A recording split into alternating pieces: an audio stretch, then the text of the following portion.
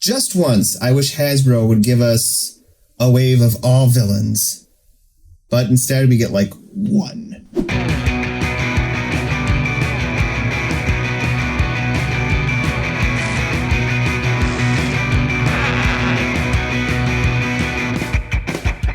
How's it going, everybody? Mike here, back with another G.I. Joe Classified Series figure review. We are looking at the third figure in the wave. Today we're looking at Destro, bringing new meaning to the term Chrome Dome. As you can see, that was bad. As you can see, we do have the figure here displayed in the box. He has a bit of a different packaging than the others.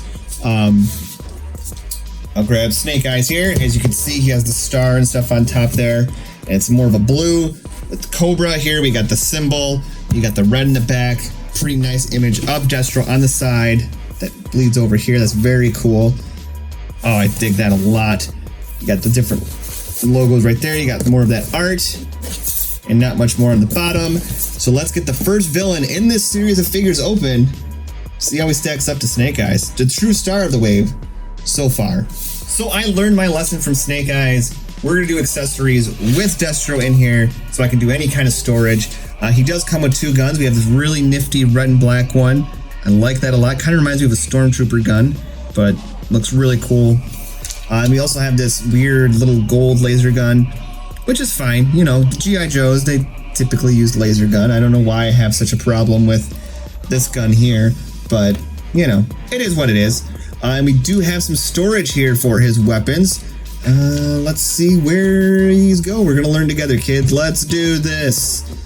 Let's see. Nope, I don't think that goes there at all. We're gonna put it on the side here. He's gonna have his sidearm. There we go. It's a tight fit, but it fits. We got a match, kids. And he also does come with this suitcase, which has the Cobra logo there. It's pretty cool. I feel like it probably should open because it is hollow. You can kind of see the hinges there. I haven't quite figured out how to get it open yet. And I'm really, you know, I mean, it's hollow. There's nothing really in there. It's kind of a cool accessory piece, though, that you can add and maybe do, you know, some cool ACBA with it. And let's see his gun here. I'm sure he holds this just dandy. Maybe. That's one thing I have noticed with these figures is the hands are super stiff. Stiffer than any of the Marvel Legends, I would say. So you definitely have to work to get that in, and that works out nicely.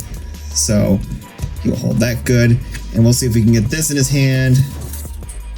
So yeah, I kind of got him holding the suitcase. It works. I definitely have to heat those hands up, I think, though, to get him to really hold on to it nicely. But it still looks really cool, especially with the gun, and definitely gives him a sense of purpose and business. But that'll about do it for the accessories. Let's take a look at the figure itself. Okay, so taking a closer look here at Destro. There's some things I like, and there's some things that I think are a little weird. First of all, the silver for the head is just awesome. Like, that looks really good. I'm really happy with that. I like how he kind of comes down to the neck a bit. It just isn't cut off at the head. Really cool. You get, it looks like, I don't know if that's marbling or part, oh, no, that's definitely part of the design. But it's cool that we get some line work on the head as well, so it's not just solid silver.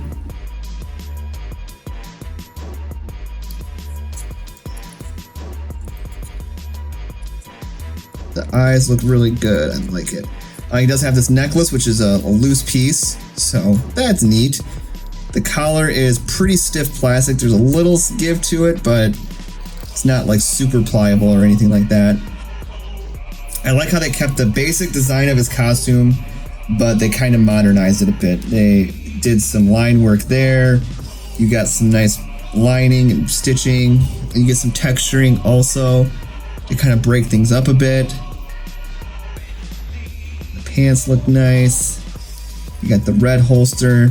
I think so far of most of them, besides, well, I was gonna say he has one of the more accurate show designs, but Snake Eyes is pretty spot on. The back looks really nice as well.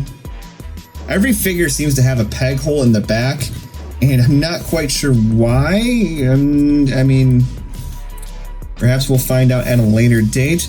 But the boots look good. You got treads on the bottom there. Got silver Destro butt. A little bit more texturing there. Line work, the gray, like right there. Yeah, so I think so far aesthetically, like this guy looks really cool. But there's some weird things I think with the articulation and the shoulders mostly. You know, I'll just get right to it.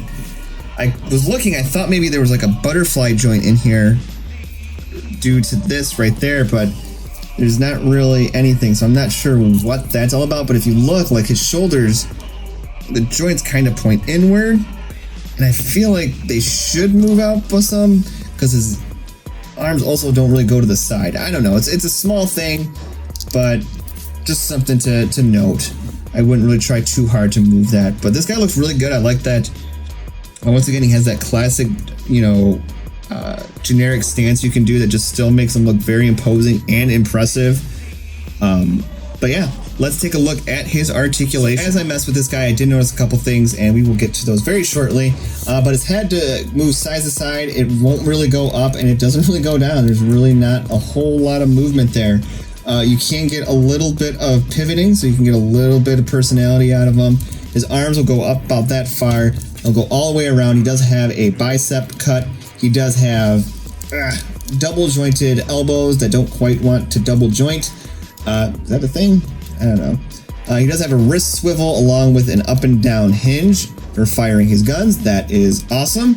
He has an ab crunch, so he can go down about that far. He can go back about that far. Not too bad. Waist swivel, pretty tight. His legs go out about that far. This is where things get a little weird. So he gets some hindrance from the belt here. And he also has an upper thigh cut. And when I was trying to move this one, and you can kind of see it right now, that this leg is popping out. I don't know if it's supposed to do that, because I know Hasbro has been doing the drop down legs, but this one doesn't seem to do it. And I don't know why a character like Destro would need drop down legs. So that's kind of weird. I haven't watched any other reviews or seen any other reviews of him, so I don't know if it's supposed to do that or not. It's not, I don't think it's broke. It's not falling over. It's still held pretty together.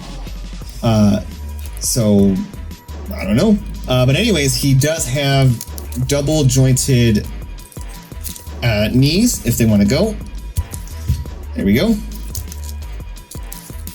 And his legs are very stiff. He has an upper boot cut here.